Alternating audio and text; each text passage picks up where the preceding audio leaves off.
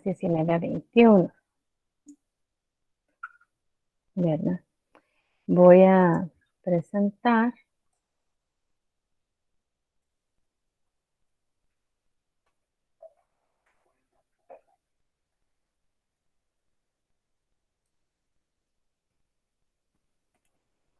Ok, vale, muy bien. Entonces, de las guías 19 a 21, vaya, recuerdan ustedes que veníamos,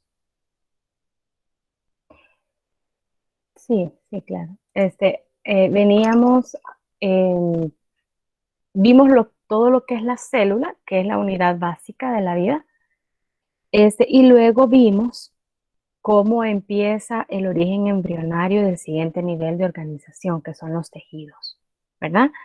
Porque las células se especializan y se agrupan de acuerdo a esa especialización y van formando los tejidos, ¿verdad? Que es el siguiente nivel de organización. Luego, con esos tejidos, pues se forman órganos, ¿verdad? Y los órganos forman sistemas y el conjunto de sistemas, pues, forma el ser humano, ¿verdad? O el organismo entero. Entonces, aquí tenemos los distintos ejemplos de tejidos básicos. ¿Verdad? Aquí ustedes, lo ideal es de que al verlos, ustedes los identifiquen, que ya vamos a ver que este primer tejido es un tejido epitelial, el segundo es un tejido conectivo, el tercero es un tejido muscular y el cuarto es una célula del tejido nervioso. Bueno, entonces, vamos a ver precisamente de esas, los diferentes tipos generales de tejido que conforman el ser humano, y vamos a también ver las uniones celulares y a iniciar la descripción del tejido epitelial, aquí, ¿verdad? Comparando el tejido epitelial con el conectivo, luego vamos a ver las características del tejido epitelial, ¿verdad? Y los diferentes tipos de epitelio que hay de cobertura y revestimiento. Vamos a ver la localización, la estructura y la función de cada tipo de epitelio y y luego las glándulas, ¿verdad? Que es una organización del tejido epitelial también que forma las glándulas. Muy bien, entonces, ¿cuáles son los 4 tipos de tejidos básicos, jóvenes?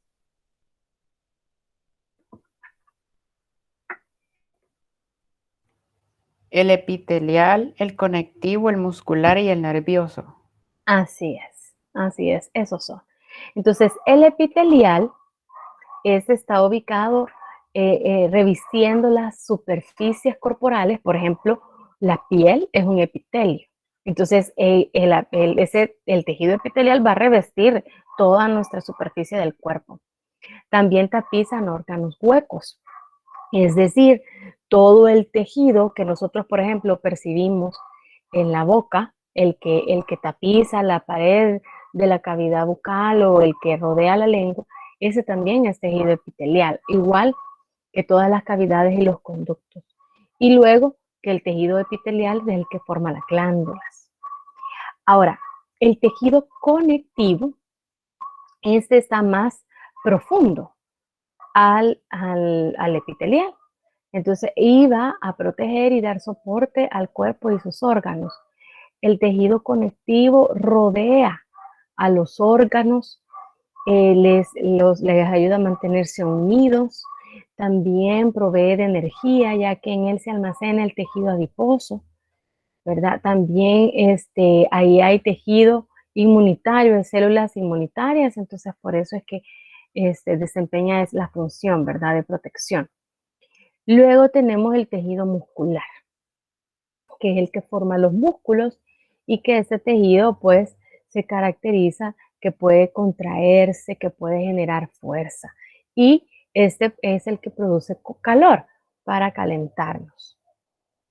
Y el tejido nervioso es el tejido que es capaz de detectar los cambios externos, ¿verdad? E internos también y genera respuestas, ¿verdad? Al cambio hace que se generen respuestas. Este tejido actúa a través de los potenciales de acción y estas potenciales de acción son las señales que el tejido utiliza para llegar a los órganos que van a dar esa respuesta. Por ejemplo, el tejido nervioso es capaz de captar que cuando ustedes van caminando en la calle, sus ojos ven esa nube negra, ¿verdad? Empiezan a percibir a través de su piel, el movimiento del cabello, viento. Empiezan a sentir gotas de agua en la piel, ¿verdad? Entonces el tejido nervioso capta de que ya va a llover, que es necesario buscar un techo. Entonces el tejido nervioso va a activar los músculos. Hace que los músculos de las piernas empiecen a contraerse mucho más rápido para caminar más rápido, para correr, también para ver si es necesario quedarse en un techo a medias o si alcanzamos a llegar a la casa. Y luego también, pues, activa la secreción glandular. Por ejemplo, cuando ya llega la hora de la comida o empezamos a percibir el aroma de la comida o vemos ese platillo de comida que nos gusta, entonces nuestra boca empieza a generar saliva, empieza a salivar, ¿verdad? Que por eso el famoso dicho de que se me hace agua la boca, porque nuestra boca se empieza a llenar de saliva y esa es la respuesta que genera el tejido nervioso. ¿Por qué? Porque va a recibir alimento. Entonces debe de prepararse, ¿verdad? Muy bien, esos son los diferentes tipos de tejido, ¿verdad? Y pues la característica es que los tejidos epiteliales y también el conectivo son de una naturaleza más general, es decir, que están ampliamente distribuidos en forma amplia en todo el cuerpo, ¿verdad? Ahora, lo otro que es importante ver es cómo se mantienen unidos los tejidos, ¿verdad? Porque pues los tejidos están formados de muchas células. Entonces, precisamente, ¿verdad? Esto se da a través de uniones celulares. Esos son los puntos de contacto entre las membranas plasmáticas de las células. Y dependiendo de esas uniones, pues así también las características que puedan tener los diferentes tejidos, ¿verdad? Entonces, hay 5 tipos de uniones importantes. La primera son las uniones herméticas o también se llaman zonas de oclusión. Es importante, ¿verdad?, que en estas uniones ustedes comprendan qué tipo de proteínas son, porque en la mayoría se mencionan, ¿verdad? En este caso, en estas no, pero sí en muchas se nombra qué proteína es que las une, pero sí hay que tomar en cuenta cómo es la estructura de esa unión. Claro, ustedes pueden ver acá que hay 2 membranas adyacentes, ¿verdad? Cada una de estas láminas constituye una porción de una célula, de la membrana celular. Entonces, las uniones herméticas son haces de proteínas. Los haces son grupos de proteínas transmembrana. Ustedes pueden ver que aquí la proteína atraviesa toda la membrana y dice que constituyen esa red. Esas proteínas, miren, forman esta red y se fusionan y fusionan las superficies externas de la membrana plasmática adyacente para sellar los intercambios entre estas células. Entonces, ustedes pueden ver que todo este grupo de proteínas se va a unir con otro grupo de proteínas iguales en la otra membrana. Entonces, ustedes pueden ver que sellan el espacio, ¿verdad? No hay conexión, ¿verdad? De un lado de la membrana con el otro, ¿verdad? Ni de pasaje de fluidos. Aquí entre las 2 membranas no puede haber un pasaje de líquido, ¿verdad?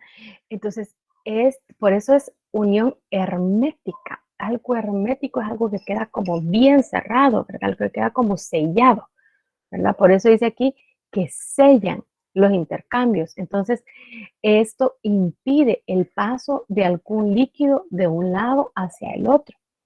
Este tipo de unión se da, por ejemplo, en las células que tapizan el estómago, el intestino o la vejiga.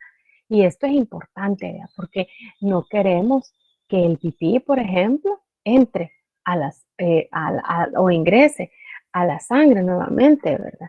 Entonces, por eso es que se hace este sello, para evitar que pase el contenido en el interior del hueco, por así decirlo, hacia el tejido.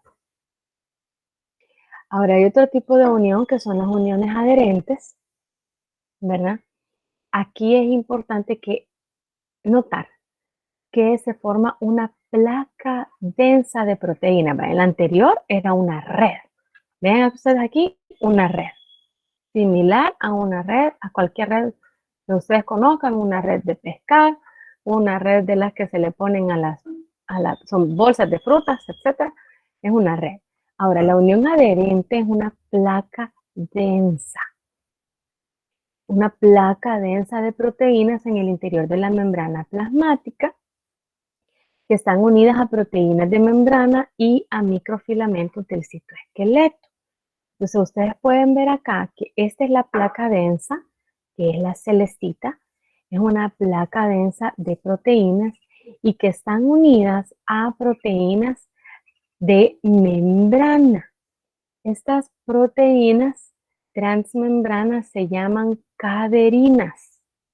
Entonces, estas proteínas van a salir y van a unir ambas membranas adyacentes, ¿verdad? Y dice que también se unen con el citoesqueleto. Ahora, deben recordar primero que la unión adherente es una placa y luego que las proteínas transmembrana que las unen, y las de una célula y otra se llaman caderinas. Y la otra característica de estas es que esta unión se forma en zonas extensas, formando un cinturón. En la imagen de tórtora, en la imagen general de tórtora se ve como a través de todas las células se puede observar esta placa como que si fuera un cincho, ¿verdad? Porque atraviesa prácticamente toda la membrana. En el caso de los desmosomas, ¿verdad? En el caso de los desmosomas, vemos que también hay una placa, ¿verdad? Porque aquí hay una placa verdecita, ustedes la pueden ver, pero ustedes ven, no forma ese cinturón. Tiene también las glucoproteínas transmembranas, que son las caderinas, ¿verdad? Que son las caderinas, igual que la anterior. Pero la diferencia es que los desmosoma, esa placa, como ustedes ven ahí en la imagen, la placa se va a unir a los filamentos intermedios, es decir, a los filamentos de queratina. Y esta se une a los microfilamentos. Acuérdense que los microfilamentos son los de actina. Y en los desmosomas, la placa se une al filamento intermedio, que es el de queratina, ¿verdad? Aparte de que los desmosomas se asemejan no a un cincho, sino que a un botón, ¿verdad? Se asemejan como a un botón o como a puntos, dice, de soldadura. Esa es la característica, que son así, ese puntito, eso redondito, esa es la zona de la unión, eso es toda la unión, no forma un cincho o una placa extensa, sino que es un puntito. Este está más común en las células de la epidermis, que es la capa externa de la piel, y también en las células del músculo cardíaco. Entonces, estos desmosomas hacen que aunque las células se muevan, se estiren, ¿verdad? Estas no se van a separar, o sea que pueden resistir el estiramiento, ¿verdad? Aquí está precisamente esto, ¿verdad? Que las células que forman el tejido muscular del corazón, ¿verdad? Que se están estirando, entonces no se separan debido a los desmosomas. Y dice que los filamentos intermedios se van a extender desde los desmosomas a un lado de la célula, atraviesan toda la célula por el citosol hasta los desmosomas del lado opuesto de la célula, ¿verdad? Entonces, estos filamentos van a atravesar toda la célula hasta el otro desmosoma al lado opuesto, ¿verdad? La otra unión son los hemidesmosomas. Hemi es de mitad. Entonces, digamos que es la mitad de los desmosomas, porque en los desmosomas, si ustedes ven, cada membrana plasmática tiene una placa y unidos a los filamentos.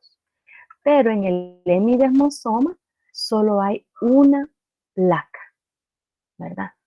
Y la otra característica es que la proteína transmembrana en este caso se llama integrina. Y la membrana con la que se une la célula es la membrana basal. Ya vamos a ver más adelante qué es esa membrana basal. Pero digamos que esta es la membrana que da sostén a los tejidos, o más bien dicho a los epitelios, ¿verdad? Entonces el hemidesmosoma, ¿verdad? No conectan células, sino que conectan a una célula a su membrana basal. Y la proteína transmembrana que se utiliza es la integrina, ¿verdad? La integrina. Ya vamos a ver que estas integrinas se unen a una proteína que tiene la membrana basal que se llama laminina. Así es como los tejidos se conectan unos con otros, pero ya vamos a ver eso más adelante. El otro tipo de unión son las uniones comunicantes. En este caso, como su nombre lo dice, ¿verdad? Hay canales que son tubulares que permiten el paso de sustancias entre una y otra célula. Si ustedes ven las uniones anteriores, no permiten el paso de sustancias. Solo unen a las células, las fijan y evitan que, que se separen o evitan que salga material de un órgano hueco. Pero en este caso, las uniones comunicantes son proteínas que son túneles diminutos llenos de líquido. Las proteínas se llaman conexinas y las conexinas tienen esos túneles que se llaman conexones.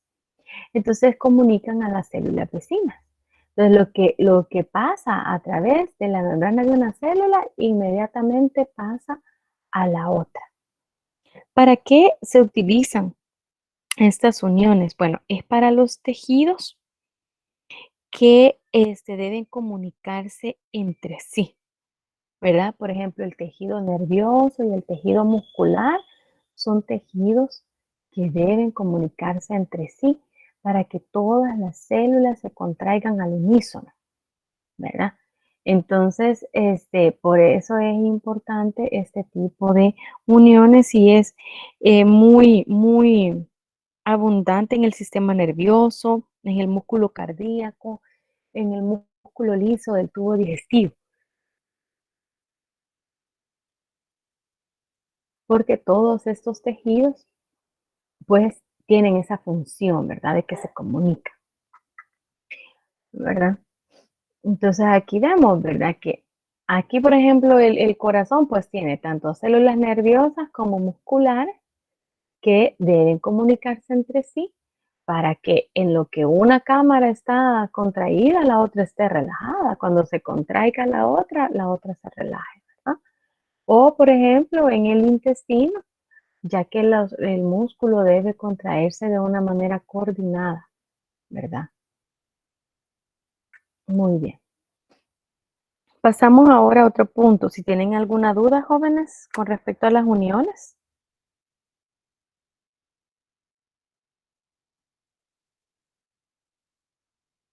Ok.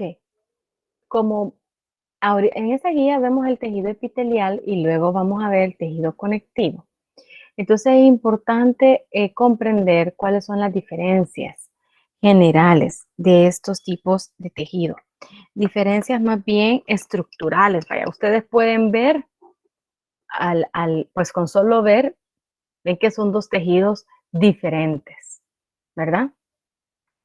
Y si ustedes notan, el primer caso es el epitelial y ustedes pueden ver que son un grupo grande de células que no hay espacio entre ellas. Recuerden que todos los puntitos oscuros son los núcleos. Las rayitas, pues es el borde de la membrana celular, ¿verdad? El interior, pues sería como el citoplasma, ¿verdad? Entonces ustedes pueden ver que las células están bien pegaditas una sobre otra, o sea que no hay matriz extracelular, es imperceptible, es casi nulo el líquido que puede haber entre ellos, ¿verdad? En cambio, ustedes pueden ver en el tejido conectivo, aquí ven, siempre estas son celulitas, ¿verdad? Ven aquí unas están más grandes, otras están más chiquitas, pero ustedes pueden ver que las células están separadas, ¿verdad? Están alejadas unas de otras y lo que las rodea es matriz extracelular, ¿verdad? Entonces esa es la primera diferencia obvia, ¿verdad? La segunda diferencia es que en el tejido epitelial no hay vasos sanguíneos. Aquí no hay presencia de vasos sanguíneos.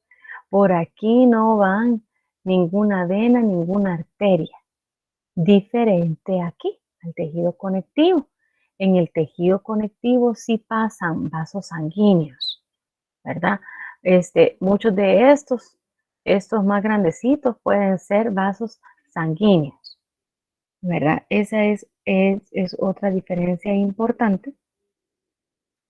Otra diferencia importante es que los tejidos epiteliales forman superficies. Si ustedes pueden ver aquí, el tejido epitelial tiene una parte libre porque está a una superficie, sale hacia está en la superficie, entonces hay algo libre sobre el tejido epitelial. Puede ser, como ya dijimos, la superficie corporal o puede ser la superficie de un órgano hueco, o sea que va a tapizar el interior del hueco. Entonces el tejido da hacia ese hueco, ¿verdad? Entonces siempre va a haber una parte libre. Y en el caso de los tejidos conectivos, ¿verdad? Es que estos son profundos, ¿verdad? Y van a rodear otros tejidos también, ¿verdad? Y eso quizás sería lo importante. Ahora, ¿cómo reciben los epitelios los nutrientes que necesitan? Porque aquí no hay vasos sanguíneos. Entonces ustedes van a ver que los tejidos epiteliales siempre están sostenidos por tejidos conectivos.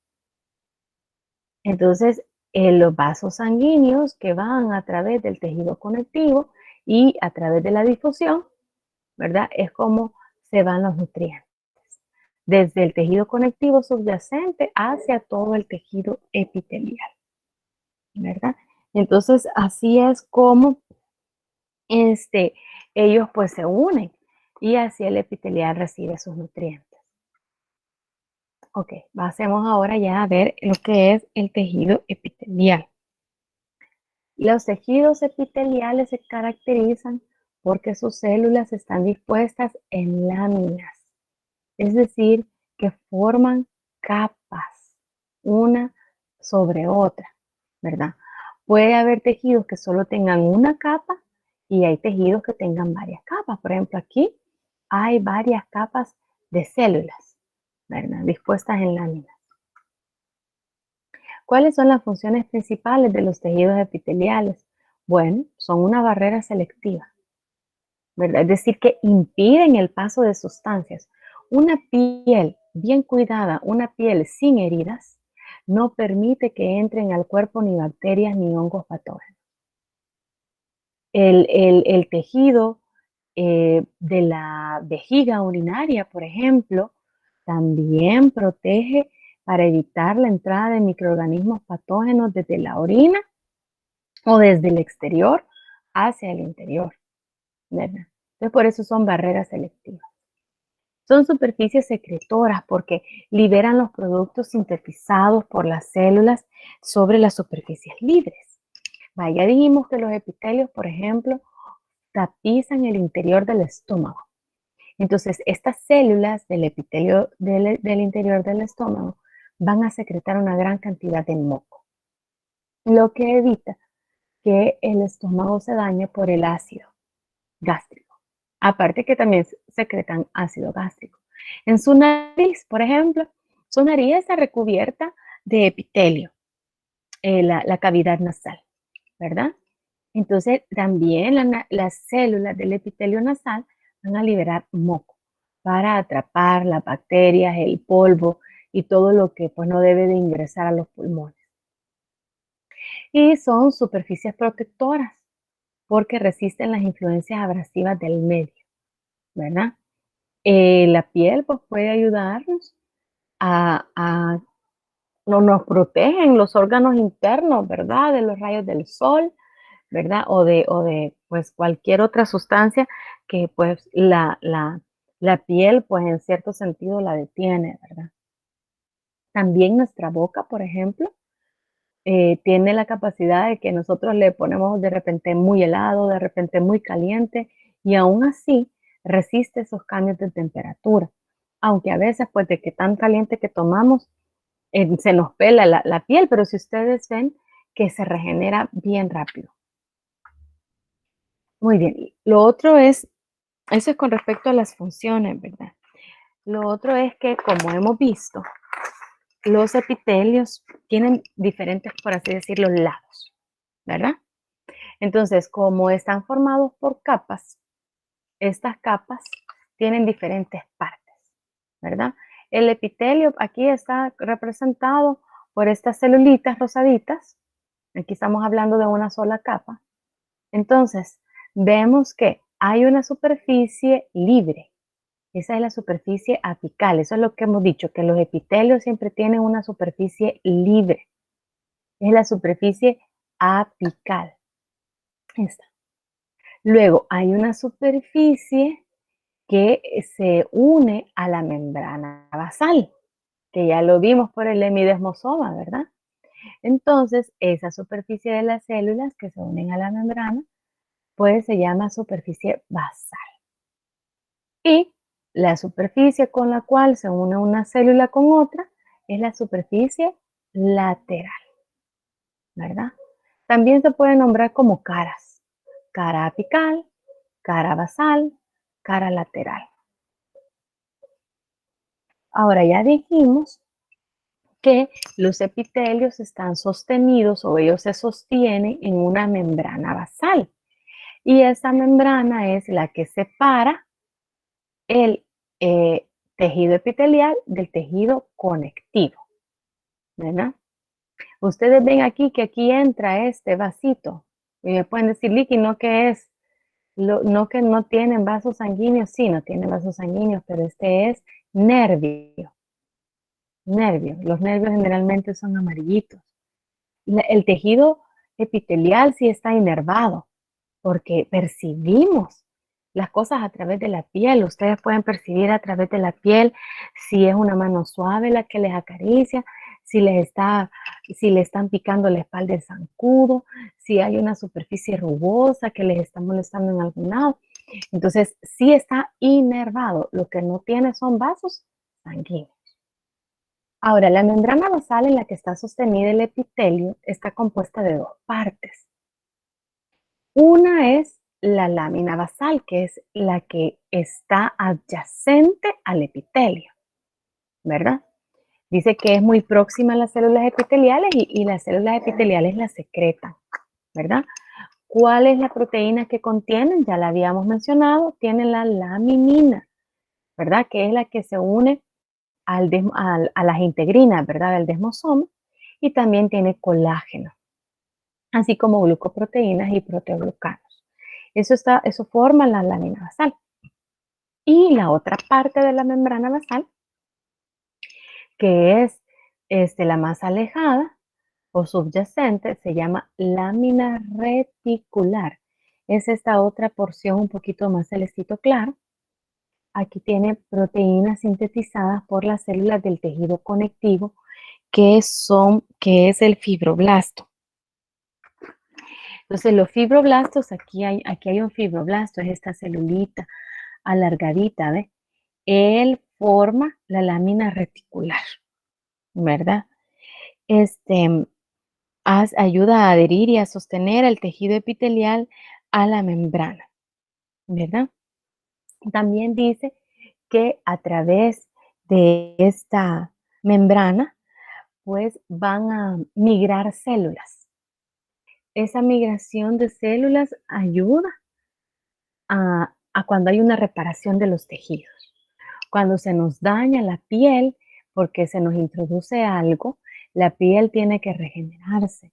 Y para regenerarse, para eliminar las bacterias que han entrado, etcétera, entonces migran células desde el tejido conectivo hacia el epitelial.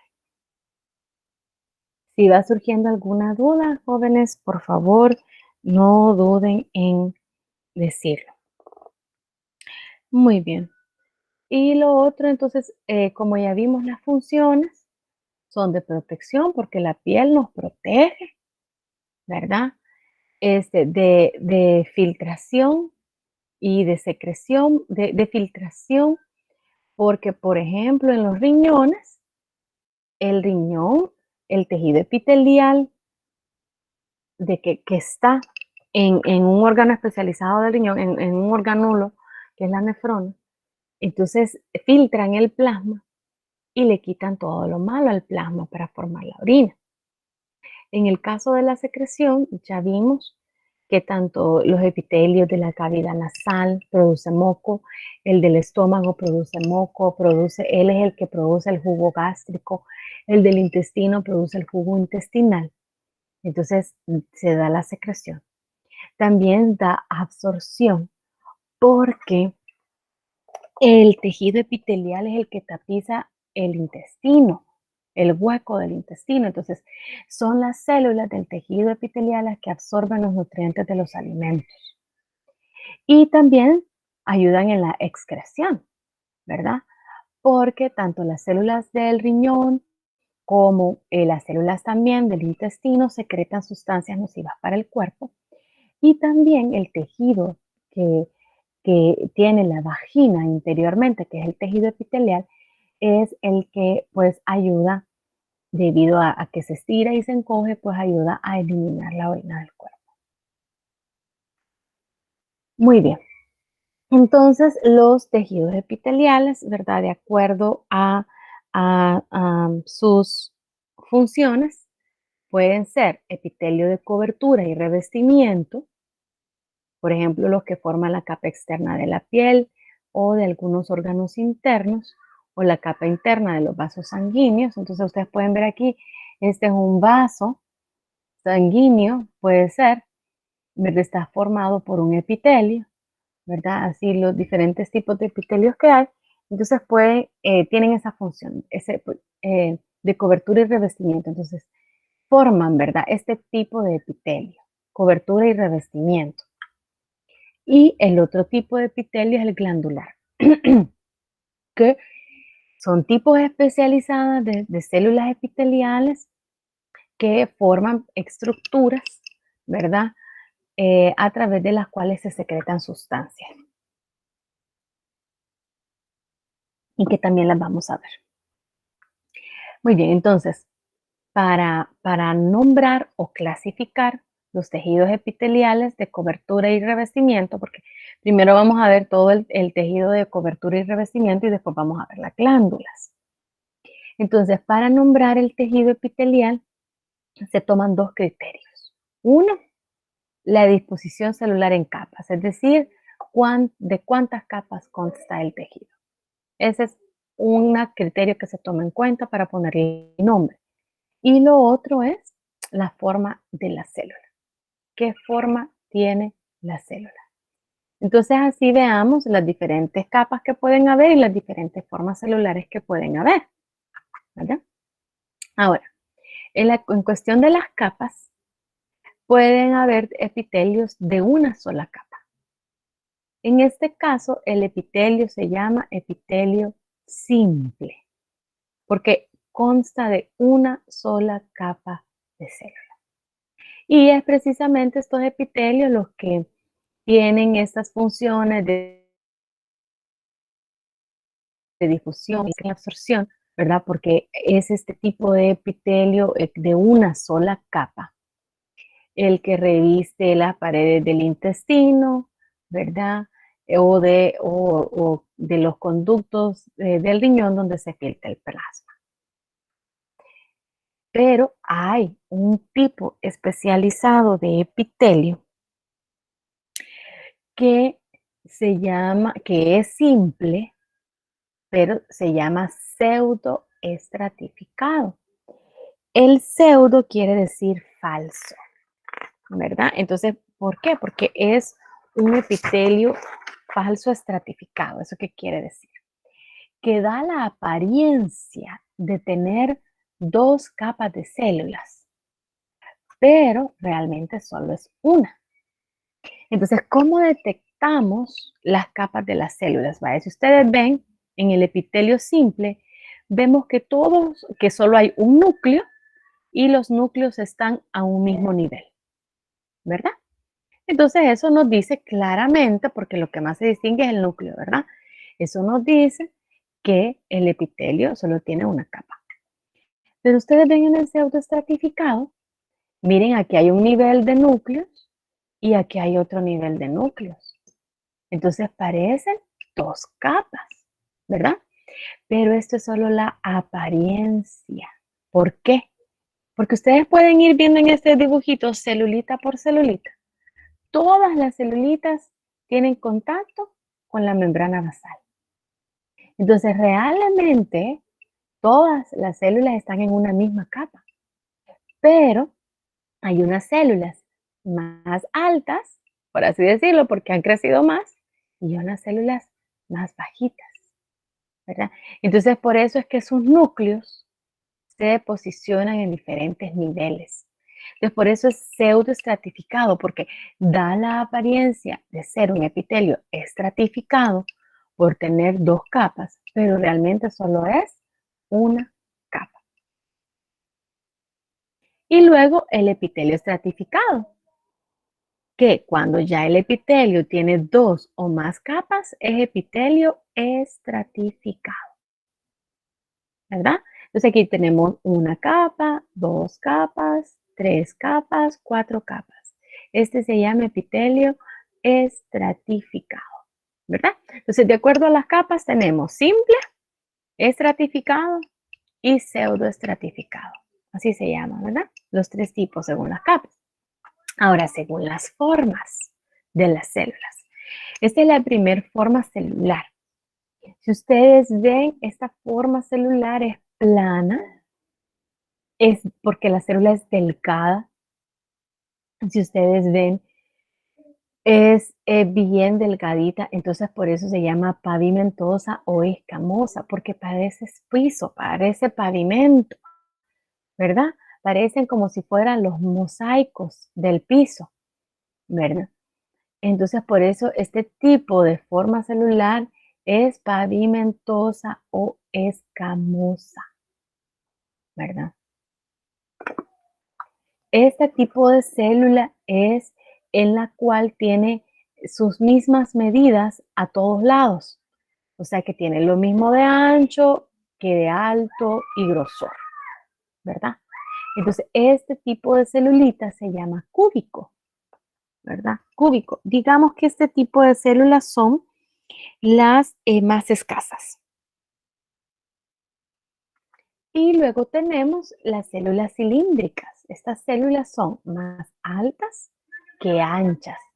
Entonces, por eso es que son cilindros, son columnas, ¿verdad? Y estas ya vamos a ver que pueden tener diferentes estructuras en su superficie apical. Aquí está liso, pero pueden tener microvellosidades o pueden tener cilios. Y hay otro tipo de células que se salen de todas las formas anteriores y son las células de transición. ¿Por qué? Porque estas células, que son precisamente las células que tapizan la vejiga urinaria, pueden pasar como de ser células cúbicas o gorditas a células planas, dependiendo de que si está estirado el tejido, la célula parece una célula plana, pero cuando ya van al baño y vacían la vejiga, entonces esas células se vuelven cúbicas, ¿verdad? Es porque eso hace que ellas tengan esa capacidad de estirarse y encogerse. Entonces, de acuerdo a esas características, el epitelio debemos unir, para tener el nombre completo del epitelio, debemos unir esas características. Es decir, debemos unir la forma de la célula y la cantidad de las capas. Entonces, así tenemos del epitelio simple, o sea, son epitelios que son una sola capa. Debemos agregarle la forma, ¿verdad? Entonces tenemos epitelio pavimentoso simple. ¿Eso qué quiere decir? Que las células son pavimentosas y que es una sola capa. Epitelio cúbico simple, que las células son cúbicas y es una sola capa. Epitelio cilíndrico simple, que las células son cilíndricas y es una sola capa. Este epitelio puede ser ciliado o no ciliado. Y el epitelio cilíndrico pseudoestratificado, porque son células cilíndricas pseudoestratificadas, estas pueden ser ciliadas y no ciliadas. Entonces así tenemos toda esta cantidad de epitelios simples. Ahora vamos a los estratificados. En el caso del estratificado, se le da el nombre de la forma de la última capa celular, de la última capa de células. Entonces tenemos el epitelio pavimentoso estratificado. Este epitelio pavimentoso estratificado puede ser queratinizado cuando las células se llenan de queratina y se mueren, como el de la superficie de la piel, y el epitelio pavimentoso no queratinizado. Ese es cuando las células permanecen vivas y ese es, por ejemplo, las células de la mucosa bucal, ¿verdad? Entonces, la diferencia que ustedes pueden notar es obviamente, ¿verdad? El epitelio de la piel es mucho más protector y resiste, ¿verdad? Y por eso, si hay una superficie de nuestro cuerpo que está en constante roce, se llegan a formar los callos, ¿verdad? Porque allí se unen mucha mayor cantidad de células, las cuales se queratinizan. Como están queratinizadas, pues estas forman bloques bien duros, entonces se forman los callos. Pero en la boca, por ejemplo, es un epitelio pavimentoso estratificado no queratinizado. Es resistente, pero no se vuelve duro, ¿verdad? Porque sus células permanecen vivas. Ya vamos a ver un poquito más detalle de esto. Luego tenemos el epitelio cúbico estratificado, el epitelio cilíndrico estratificado, ¿verdad? Y el epitelio de transición, que entra dentro de los estratificados. Y como les digo, el nombre del tipo de la célula en el tejido es porque se refiere a la última capa o a la capa apical. Ahora, vamos a ver cada uno de estos tejidos, ¿verdad? De tanto todos los simples como todos los epitelios estratificados. Si ustedes ven de cada uno de estos tejidos, primero se da una descripción. Ustedes pueden ver ahí los cuadros en el libro de Tórtora. Primero se da una descripción del epitelio, luego se habla de la función del epitelio y después dónde se localiza. Entonces es importante que ustedes estudien cada uno de estos aspectos de los epitelios. Y el primero pues que vemos es el epitelio pavimentoso simple. Como su nombre lo dice, es una sola capa de células, ¿verdad? Aplanadas, que se ven como un tejado o como un suelo cuando se ve de abajo hacia arriba. También se describe las células que son como que si fueran huevos estrellados. El núcleo pareciera la yema más o menos en el centro, ¿verdad? Y la membrana a su alrededor, ¿verdad? Así se describe también. ¿Dónde? ¿Cuál es su función? La función es que este epitelio está presente en sitios donde se da la filtración, la difusión o donde se secretan sustancias en las membranas serosas. Las membranas serosas son membranas que recubren órganos, que son dos membranas y en medio de ellas hay un líquido, ¿verdad? Entonces, esas pues epitelio, esas membranas son epitelio pavimentoso simple. También este tipo de epitelio son los que forman los vasos sanguíneos más pequeñitos, que son los que están ah, alrededor de las células. Entonces, a través de ellos es que se da la difusión de oxígeno y de CO2. También son los que están en el riñón, ¿verdad? Que a través del cual se filtra la sangre. Entonces, ¿en dónde están? Bueno, aquí tenemos dos ejemplos, ¿verdad? Estas van a formar, dice que están tapizando con mayor frecuencia el sistema cardiovascular y el tejido linfático, el corazón, los vasos sanguíneos y cubiertas de los vasos linfáticos, y se conoce como endotelio. Aquí no está diagramado el endotelio, ¿verdad? Pero el endotelio o el vaso sanguíneo está formado por una sola capa de células planas, ¿verdad? Que forman el tubo, ¿verdad? Entonces, todos los vasos sanguíneos, y como les digo, los más pequeñitos, y los vasos linfáticos y el corazón están cubiertas por epitelio pavimentoso simple, ¿verdad? Entonces, forma el tejido, el epitelio pavimentoso simple forma el endotelio. Y también está ubicado en las membranas serosas. Como ya les dije, las membranas serosas es esta membranita que se ve aquí como celestita que rodea a los otros órganos. En este caso, el peritoneo rodea a todos los órganos abdominales, ¿verdad? Es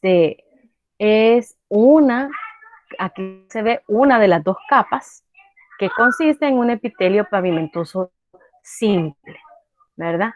Y que está pues secretando una sustancia porque son dos capas, ¿verdad? Pegadas, ¿verdad? Aquí vemos el corte, este es un dibujito, este ya es el corte del tejido, ¿verdad? Aquí lo más prominente que siempre vamos a captar es el núcleo de las células, pero si ustedes ven, o sea, lo delgada que es la capa porque las células están aplanadas. Esto ya es tejido conectivo, como ustedes pueden ver, y esto ya es tejido muscular, ¿verdad? Entonces, este es un corte transversal del mesotelio, ¿verdad? Del intestino, del que rodea el intestino delgado. Muy bien, ese es el epitelio pavimentoso simple. Ahora vamos al epitelio cúbico simple. Como ya dijimos, es una sola capa de células cúbicas o redondeadas, es decir, que todo lo que rodea el núcleo pues tiene como la misma dimensión, ¿verdad? Su altura es casi igual a su ancho en la base. ¿En dónde está localizado este tejido? Vaya, por ejemplo, aquí vemos, miren, una sola capa de células cúbicas, ¿verdad? Que forman estos vasos. En este caso se llaman túbulos, porque son túbulos urinarios, donde se forma la orina, ¿verdad? Entonces es una sola capa de células, pero ustedes ven que estas son células cúbicas, porque ven que todas sus medidas pues son similares. Entonces está localizado este tipo de epitelio, ¿verdad? En la superficie de los ovarios, también está en el cristalino, la superficie anterior de la cápsula del cristalino. También dice que forma el epitelio pigmentario de la superficie posterior de la retina. Y el ejemplo que vemos, que tapiza los túbulos renales. También tapiza varios conductos de pequeñas glándulas, como la glándula tiroides. También está en los conductos del páncreas, ¿verdad? Y su función es de secreción y absorción, ¿verdad? Aquí en este caso, ¿verdad? Estas células del tubo secretan sustancias tóxicas y absorben lo que la sangre, lo que el cuerpo necesita, ¿verdad? Que va en este líquido. Luego tenemos el epitelio cilíndrico simple y en este caso es no ciliado, ¿verdad? No ciliado. Entonces ustedes me van a decir, Lick, pero ¿y entonces qué son estas proyeccioncitas que se le ven acá? Estas son microvellosidades. Acuérdense que las microvellosidades son mucho más pequeñitas que los cilios. Entonces no tiene cilios, pero sí tiene microvellosidades. Entonces, como es un epitelio cilíndrico Pero, simple, ¿verdad? y, Dígame. aquí estoy viendo que dice que también tiene moco en las células caliciformes. Ah, claro, claro, claro. Es parte de la descripción. O sea, lo que estamos hablando es que no tiene cilios, ¿verdad? Ahorita. Pero vamos así a ver un poco más la descripción. Como es epitelio cilíndrico simple, ¿verdad? Son células cilíndricas y es una sola capa de células cilíndricas con los núcleos cercanos a la base, a la superficie basal, y estos son ovalados. Ahora, este tipo de epitelio, aparte de las células cilíndricas, también tiene células caliciformes. Estas células más amarillitas que tienen forma de cáliz o de copa, porque en esta, ya para la zona apical son más anchas. Entonces, estas células caliciformes, como dice aquí, adoptan una forma de copa de vino, es porque almacenan y producen moco. O sea, ellas producen el moco, lo almacenan y lo liberan, ¿verdad? Entonces, esto nos da la idea de en dónde puede estar localizado, ¿verdad? Pues este tejido, ¿verdad? Las células, como dije, caliciformes son células cilíndricas modificadas que van a secretar moco a la superficie apical. Entonces, ¿en dónde está ubicado este tejido? Él va a estar ubicado en el tubo digestivo, desde el estómago hasta el ano. Entonces, estas células producen moco, que el moco se distribuye en la superficie y eso evita que los jugos que hayan en el estómago afecten a las células. También tapizan los conductos de varias glándulas y la vesícula biliar, ¿verdad? Y su función va a ser de secreción y absorción. Obviamente secretan moco, ¿verdad? También vamos a ver más adelante que forman glándulas y secretan el contenido intestinal o secretan el jugo gástrico, ¿verdad? Y absorben.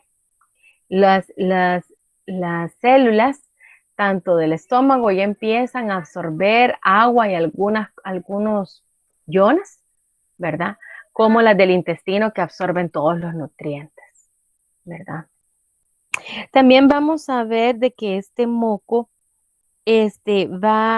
obviamente estas células caliciformes ayudan a proteger las vías respiratorias y y las células de todo el tracto gastrointestinal, ¿verdad? A través del moco. Muy bien. Digamos. Ahora, este sería... Una pregunta. Dígame. Es verdad que tiene microvellosidades. Sí. Lo del Ustedes anterior. pueden ver aquí. Sí, ajá. Es que por eso les digo, el epitelio cilíndrico simple no ciliado tiene microvellosidades, sus células cilíndricas. Por eso ven ustedes que aquí, en la puntita, tiene que esos como deditos o estos como palitos. Acuérdense que las microvellosidades son como extensiones digitiformes de la membrana plasmática, ¿verdad? Son prolongaciones cortitas. Ustedes pueden ver aquí que es una pequeña sombrita la que forman las microvellosidades, que lo vemos aquí también. Ahora, el siguiente tipo de epitelio cilíndrico, ese sí es epitelio cilíndrico simple, pero sí es ciliado, ¿verdad? Entonces, igual, es una sola capa de células ciliadas con núcleos próximos a la superficie basal. Son células cilíndricas, pero si ustedes ven, tienen cilios. Miren las prolongaciones, son mucho más largas que las microvellosidades. Y como los cilios tienen movimiento propio, entonces hay momentos en los que se separan unos de otros, ¿verdad? Entonces, en este caso, estas son células cilíndricas ciliadas. Y obviamente también va a tener este epitelio células caliciformes, ¿verdad? Entonces, ¿en dónde está ubicado? Este cubre algunos bronquiolos de las vías respiratorias, ¿verdad? Que son tubos pequeños de las vías respiratorias, cubre las trompas uterinas, el útero, ¿verdad? Y si ustedes ven, en todos estos tejidos es necesario que haya cierto movimiento. Vale, por ejemplo, los cilios hacen que los bronquiolos movilicen el moco y también las sustancias que pudieran entrar, ¿verdad? Hacia afuera de los pulmones, por ejemplo, porque los bronquiolos son los pulmones, entonces son los que barrerían el moco hacia afuera. Entonces, junto con el movimiento de los cilios y luego el reflejo de la tos, así es como se puede sacar el moco de los pulmones, ¿verdad? A través de la boca, que se puede escupir o se puede deglutir, ¿verdad? O tragarse. También están en las trompas uterinas. Ya vimos que el óvulo fecundado se mueve a través de la trompa uterina. Entonces, son estos cilios los que ayudan al óvulo a moverse y llegar hasta el útero. Y también en el útero está este tejido ciliado para movilizar las células y pues obviamente también la sangre, pues cuando en el caso que no hay fecundación. ¿Verdad? Entonces sirve para desplazar el moco, sirve para desplazar el ovocito hacia el útero, etcétera. Y el epitelio cilíndrico pseudo estratificado, ¿verdad? Este puede ser ciliado, como en el caso que vemos acá, o no ciliado. Pero aquí vemos epitelio cilíndrico pseudoestratificado. Vean la diferencia en los núcleos. Cómo hay núcleos en diferentes direcciones, pero todos llegan a la membrana basal. Y este puede ser ciliado o no ciliada, ¿verdad? ¿En dónde está este epitelio? ¿Verdad? Otro detalle, perdón, es que en el caso del epitelio cilíndrico pseudoestratificado, puede ser ciliado, que tiene células caliciformes, tal como lo vemos acá, pseudoestratificado, ciliado, con células caliciformes. Pero el epitelio cilíndrico pseudoestratificado, que no es ciliado, tampoco tiene células caliciformes. No tiene cilios y no tiene células caliciformes. Entonces, el epitelio cilíndrico pseudoestratificado no ciliado. Entonces, el epitelio que tiene cilios va a tapizar todas las vías aéreas superiores, es decir, todo lo que va de la nariz, la tráquea, hasta los bronquios, ¿verdad? También, es la variedad ciliada con células caliciformes. Y la variedad no ciliada, pues tapiza los conductos más grandes de varias glándulas, el epidídimo y parte de la uretra masculina. tampoco va a tener cilios entonces, ¿verdad? Aquí podemos ver un epitelio pseudoestratificado, ciliado, con células caliciformes. Miren, las células caliciformes son blanquecinas, ¿verdad? Son más anchas en su parte externa porque van acumulando muco. Ven ustedes que pseudoestratificado porque ven ustedes los distintos niveles de núcleos que hay. Parece estratificado, pero no lo es una sola capa. Y ven ustedes los cilios en su superficie. Entonces, y este es el que está en la tráquea, vías aéreas respiratorias superiores, ¿verdad? Ya cuando la tráquea se divide en bronquios y de bronquios pasa a bronquiolo, entonces ya cambia el tejido. Nos vamos entonces al cilíndrico simple, ciliado, ¿verdad? Muy bien. Ahora vamos a los epitelios estratificados. ¿Tienen alguna duda? ¿Vamos bien hasta acá? Sí, licenciada. Bueno, por mi parte sí. Ok. ¿Sí? ¿Alguien más iba a decir algo? Bueno, si no, entonces seguimos con los epitelios estratificados, ¿verdad? Acuérdense, ¿verdad? De cada epitelio, su descripción, su función y su localización. Entonces, acuérdense que el estratificado, pues, son varias capas de células. Veamos primero el epitelio pavimentoso estratificado. Es pavimentoso porque la última capa son células planas, ¿verdad? Son aplanadas en su superficie apical y ustedes ven una gran cantidad de capas subyacentes, ¿verdad? En las capas más profundas pueden ser células cúbicas, pueden ser células cilíndricas, pero ustedes ven que su capa superficial siempre van a ser planas, ¿verdad? Siempre van a ser planas. Las células basales, que son las células que están hacia la membrana basal, son las que se dividen y las células hijas son las que van subiendo de nivel y las que van a reemplazar las células de la capa apical, porque este tejido, en verdad, pues está en constante cambio. Las células de la última capa, que son rígidas, se mueren, entonces estas rápidamente son sustituidas por células nuevas, ¿verdad? Entonces estas células son descamadas, por eso es que en todo frotis, ya sea de la boca, ya sea de las heces, siempre se encuentran células porque son células que se descaman. Entonces, así tenemos que hay dos tipos de epitelios pavimentoso estratificado. Uno de ellos es la variedad queratinizada y otra de ellos es la variedad no queratinizada. Entonces, la variedad queratinizada va a formar la capa superficial de la piel.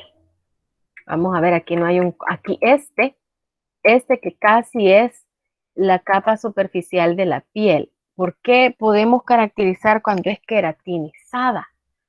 Porque no hay núcleos en su superficie. Voy a abrir el material de tórtora para que ustedes vean la imagen.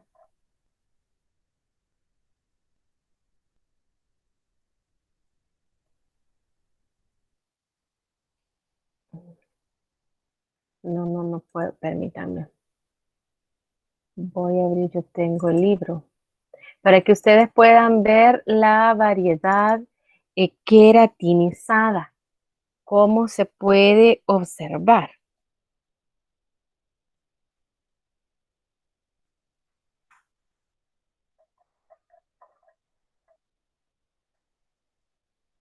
Para que ustedes vean cómo es que se va descamando.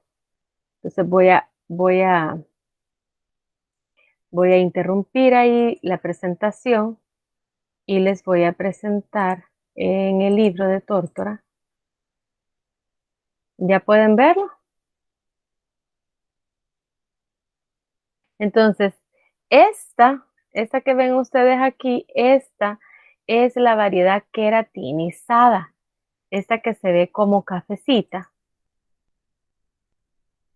Ustedes ven, es un epitelio estratificado, pero sus últimas capas se van descamando. Las células pues pierden su núcleo y se convierten casi que solo en queratina, ¿verdad? Entonces se descaman. Entonces, esta es la variedad queratinizada. La queratina es una proteína intracelular fibrosa y esta es la proteína que es dura y nos ayuda a proteger la piel y a los tejidos subyacentes del calor, de los microorganismos, de compuestos químicos. O sea, evita, por ejemplo, que el acetona penetre en nuestro cuerpo, ¿verdad? Que cualquier otra sustancia química entre, nos protege del calor, etcétera, ¿verdad?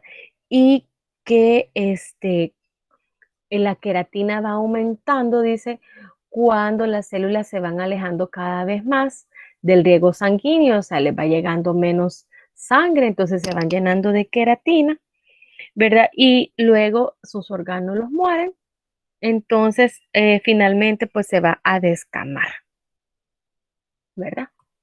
Ahora, la variedad queratinizada, no, perdón, la variedad no queratinizada, porque esta es una variedad no queratinizada, es un epitelio estratificado, pero que en su superficie vemos siempre los núcleos de las células, ¿verdad?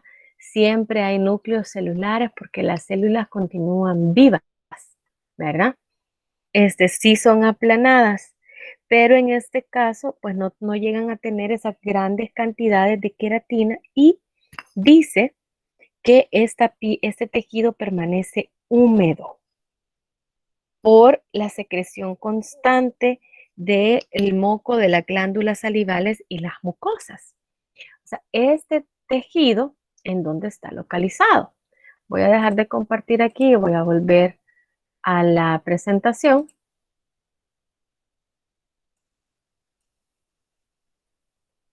Vemos que este tejido está localizado en la boca, en el esófago, en parte del epiglotis, la faringe, la vagina, cubre la lengua.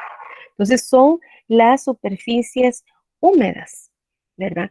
Entonces este tejido ayuda a soportar el ambiente externo. Si ustedes ven, son los conductos que salen al exterior, ¿verdad? Porque inclusive, ¿verdad? Me parece que el ano está también formado por este tipo de epitelio. Entonces, ayuda a resistir. ¿Por qué? Porque evita el paso de bacterias, de sustancias nocivas hacia el interior del cuerpo. Evita o más bien soporta la abrasión, ¿verdad? Porque estos conductos van a tener contacto con el exterior. Entonces, van a soportar que les puedan entrar. En verdad, obviamente la vagina tiene contacto con el exterior, aparte que es la que recibe el pene, ¿verdad? Entonces, por eso es que este tejido ayuda a evitar el ingreso de bacterias patógenas, ¿verdad? Y aparte que pues su rápida recuperación, pues ayuda también. Entonces, este tejido protege, es más que todo de protección contra la abrasión. Miren a la boca que comemos churritos o cosas duras, ¿verdad? Que nos raspan toda la piel, ¿verdad? También evitan la pérdida de agua porque esas superficies siempre van a estar húmedas, protegen de la radiación ultravioleta y la invasión por materiales extraños y son la primera línea de defensa contra los organismos. Estos tejidos están asociados a grupos de células linfáticas que evitan el ingreso de sustancias nocivas al exterior. Permítame, solo voy a contestar algo.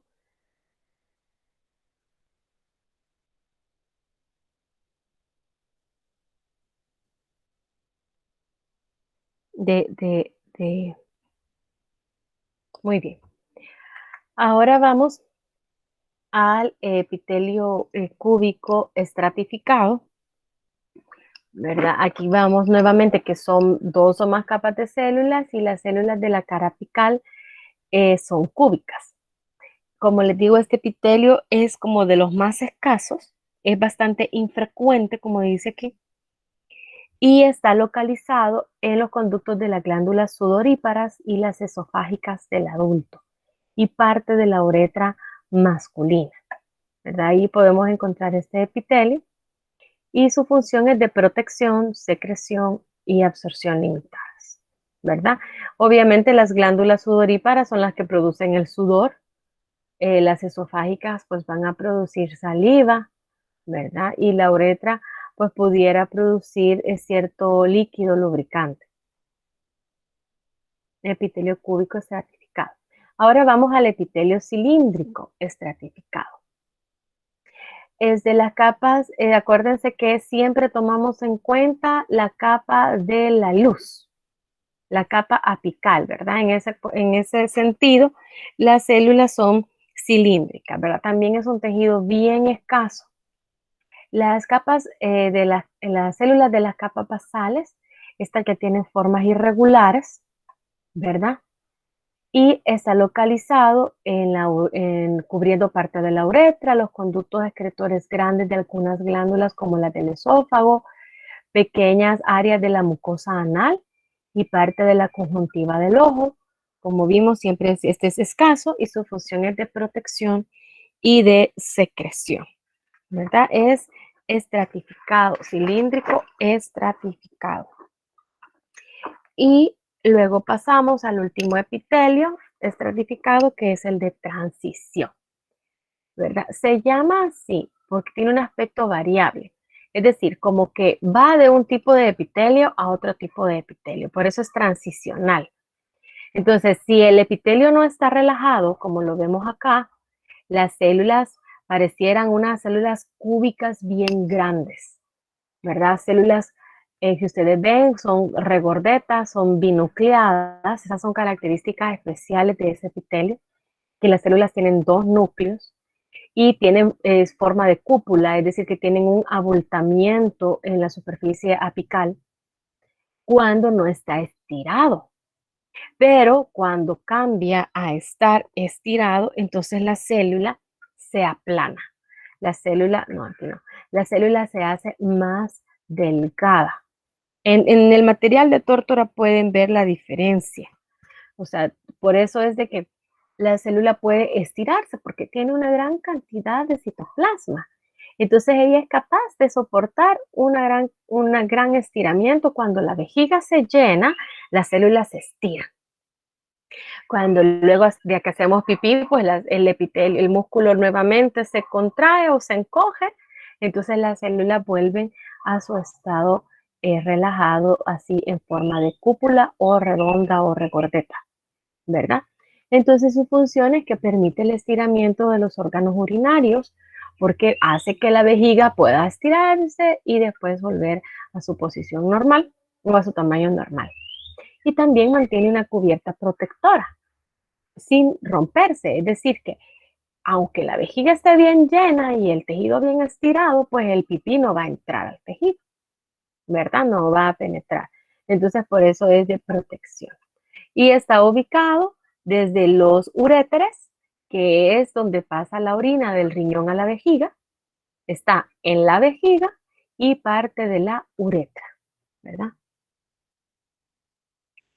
La uretra más interna, ¿verdad? Para permitir el paso siempre de la orina, pero ya la porción final, pues ya es epitelio de protección, ya es epitelio estratificado, pavimentoso. Muy bien. Aquí terminamos los tipos de epitelio, de cobertura y revestimiento.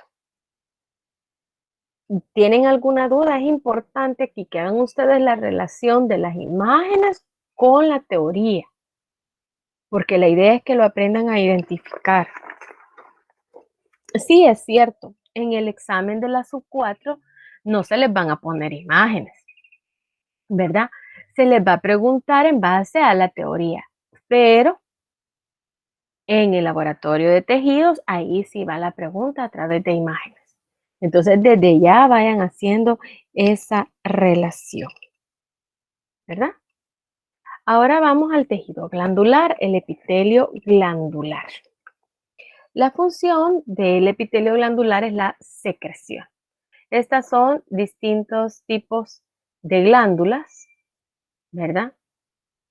Estas son células que se agrupan y están subyacentes o abajo o internas al epitelio de revestimiento. Las glándulas pueden ser una sola célula a un grupo de células. Vaya, por ejemplo, ya vimos la célula caliciforme. Esa es una glándula porque ella produce moco y es una sola célula. Pero luego hay glándulas que están formadas por varias células o grupos celulares. Y dentro de estos grupos hay unas glándulas que van a secretar su sustancia hacia tubos o conductos. Esa sería un tipo de glándulas y hay otras glándulas que secretan su sustancia hacia la sangre, hacia el líquido intersticial y luego hacia la sangre. Entonces, ese es otro tipo de glándulas. Comencemos con las glándulas endocrinas. Esos son el tipo de glándulas que van a secretar sus contenidos hacia el líquido circundante y luego ese va hacia la sangre. Entonces, los productos de la secreción se llaman hormonas, ¿verdad? Y esas son las que ingresan en el tejido intersticial, el líquido intersticial, y luego pasan a la sangre sin atravesar conductos, ¿verdad? Luego es importante notar, ¿verdad?, que estas hormonas pues, van a regular numerosas actividades metabólicas y fisiológicas para mantener la homeostasis, para mantener el ambiente normal del cuerpo. Por ejemplo, cuando comemos, nosotros ingerimos una gran cantidad de carbohidratos que se absorben como glucosa, ¿verdad? Ahora, el nivel de glucosa en la sangre debe de ser hasta 110 miligramos por mililitro. Pero cuando comemos, el nivel de glucosa puede llegar a 200 o a 300 miligramos por decilitro. Entonces, ¿qué es lo que hace el páncreas? El páncreas tiene glándulas endocrinas que producen una hormona, que es la insulina. Entonces el páncreas libera la insulina y la insulina lo que hace es que hace que las células sean más receptivas a la glucosa. Entonces le dice a las células, hey, tienen que dejar entrar la glucosa. Entonces las células, al hacerse más receptivas, absorben más la glucosa y entonces así en cuestión de 2 horas ya nuestra glucosa debe de estar normal o bien cerca de lo normal. Esos serían ejemplos de glándulas endocrinas. En este caso, pues no nos vamos a enfocar en las glándulas endocrinas, aunque si bien son parte o están formadas por tejido epitelial, ¿verdad? Pero estas las vamos a ver el siguiente ciclo cuando veamos, ¿verdad? El sistema endocrino. Pero aquí podemos decir, ¿verdad?, que hay muchas glándulas endocrinas. Por ejemplo, la glándula hipófisis que está en el cerebro, la glándula pineal está en el encéfalo, luego tenemos la glándula tiroides, que es esta como mariposita que tenemos acá, la paratiroides están cerca de la laringe, las glándulas suprarrenales arriba de los riñones, el páncreas, como ya lo mencioné, Los ovarios y el útero también tienen células que son células endócrinas. Entonces, todas estas son parte de las glándulas endócrinas. Pero ahora veamos y nos vamos a enfocar un poco más en lo que son las glándulas exócrinas. Como ya dijimos, las glándulas exócrinas son las que liberan sus productos secretorios en conductos. Y este conducto va a desembocar en una superficie de un epitelio de cobertura y revestimiento, como la superficie cutánea o la superficie o la luz de un órgano hueco. Por ejemplo, las glándulas que producen la saliva en la boca, ellas van a secretar hacia conductos y el conducto da hacia la superficie de la lengua, hacia la pared de la cavidad nasal, a toda la superficie de nuestra cavidad nasal, ¿verdad? Entonces, esas serían las glándulas exocrinas. ¿Cuál es su función? Bueno, son producir sustancias, como cuáles, como el sudor. El sudor ayuda, por ejemplo, a liberar sustancias tóxicas y a descender la temperatura corporal. Porque es que un día de calor, después que sudamos, de repente ya nos sentimos un poquito más tranquilitos, porque el sudor ayuda a liberar calor. También producen sustancias como sebo, cera, el de la oreja, el sebo de la piel, ¿verdad? Que es importante porque contiene ácidos grasos que evitan que los hongos se nos adhieran a la piel. También la saliva y las enzimas digestivas, entonces son sustancias que ayudan, ¿verdad? En este caso también pues a degradar el alimento, por ejemplo, o a lubricarlo. ¿Y dónde están localizadas las glándulas exócrinas? Bueno, ahí tenemos las glándulas sudoríparas, las sebáceas y las ceruminosas de la piel, las glándulas digestivas, como las salivales, todas las glándulas que secretan hacia la cavidad bucal o al tracto gastrointestinal. También el páncreas tiene una porción de glándulas exócrinas, ¿verdad? O sea que el páncreas tiene tanto células endócrinas como glándulas exócrinas, ¿verdad? Entonces ustedes pueden ver acá, estas son glándulas, por ejemplo, estas son glándulas sudoríparas, ¿verdad? Que están en la piel, ¿verdad? Y que van a liberar su contenido hacia el exterior a través del poro, ¿verdad? Muy bien. Ahora, ¿cómo se clasifican las glándulas exócrinas? ¿Verdad? De acuerdo a su estructura, tienen una clasificación y luego de acuerdo a su función tienen otra clasificación. Entonces, de acuerdo a su estructura, las glándulas pueden clasificarse en unicelulares o multicelulares. Ya vimos que las unicelulares son una sola célula como la célula caliciforme. Y las multicelulares, pues, porque están compuestas por varias células, ¿verdad? Y las glándulas multicelulares se van a clasificar de acuerdo a dos criterios. Uno es si sus conductos son ramificados o no. Ese es un criterio. Si sus conductos son ramificados o no. Y el otro criterio es por la forma de las porciones secretorias de la célula. Entonces, si el conducto no es ramificado, es una glándula simple. Y si el conducto es ramificado, es una glándula compuesta.